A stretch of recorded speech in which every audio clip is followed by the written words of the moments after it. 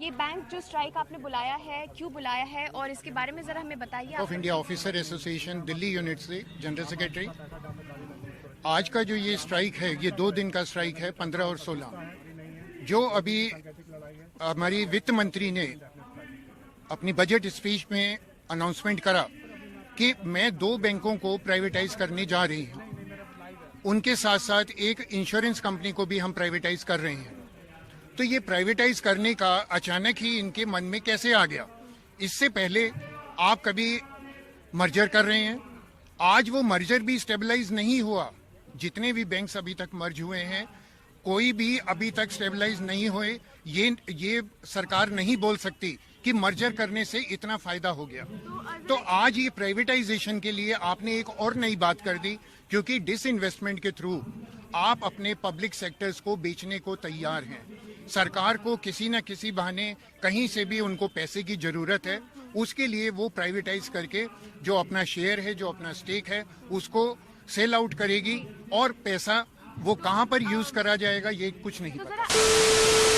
निजीकरण के मामले में अगर प्राइवेटाइजेशन जैसे बोला हो जाता है, सबसे बड़ा नुकसान किसका होगा और कैसे होगा? तो फिर आज ये कौन सा जरूरत पड़ गई कि आप इसको प्राइवेट करने पे तुल गए?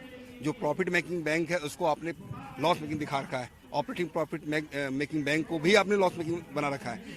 तो ये किसी रूप में डाइस करने वाली बात नहीं। कहीं न कहीं आप देश की अर्थव्यवस्था को तोड़ने की कोशिश कर रहे हैं। आपका जो कदम है सही नहीं है। जो आपके सलाहकार हैं, जिसके आप सलाह पर ये काम कर रहे हैं, वो आपको सही सलाह नहीं दे रहे हैं। इससे देश की अर्थव्यवस्था आप दूसरे के हाथ, विदेशियों के हाथ में गिरवी रखेंगे। ये किसी रूप में एक्सेप्टेबल नहीं होगा। यानी आप यहाँ पे आज स्ट्राइक जनता के लिए आवाज उठा रहे हैं, अपने लिए नहीं? पहले और उसके बाद अपने लिए। सबसे पहले जनता के लिए, क्योंकि जो गरीब लोग जिनके जनधन खाते खोले गए थे, सरकार हमें उस रास्ते पर वापस लेके जा रही है कि हमने खोल दिए, अब आप उसमें चार्जेस लगाएंगे, उनके पैसे काटेंगे, मिनिमम बैलेंस रखना पड़ेगा आपको। तो आप फिर से उनको धकेल रहे हैं कि आप फिर से गरीबी की तरफ जाएं। मैं ये बोलना चाहूंगी कि सबसे पहले हम लोग स्ट्राइक कर रहे हैं अपनी जनता के लिए, अपने, उसके बाद हम लोग हैं अपने लिए। अपना हित भी हमारे लिए बहुत जरूरी है। स्ट्राइक पे 10 लाख एम्प्लॉय से ज्यादा ऑल इंडिया करेंगे। ये बैंक सर्विसेज को भी बहुत ज्यादा इम्पैक्ट होगा, इससे नुकसान लोगों को ही होगी। मैडम, इससे आपने बोला कि लोगों को नुकसान होगा, बिल्कुल नहीं होगा। हम आज जो लड़ाई लड़ रहे हैं, ये उसी जनता के लिए लड़ रहे हैं। हमने इसकी तैयारी पहले से शुरू कर दी थी। स्ट्राइक की डेट्स आने से पहले हमने अपने कस्टमर्स को, चाहे प्रिंट मीडिया के थ्रू, चाहे इलेक्ट्रॉनिक मीडिया के थ्रू, हम लोगों ने उनको बताया कि इस डेट में 15 और 16 तारीख में हमारी स्ट्राइक रहेगी। तो आप जो भी ट्रांजैक्शंस हैं, जो भी अर्जेंट ट्रांजैक्शन होगी, या तो पहले कर लीजिए या 15-16 के बाद करिएगा।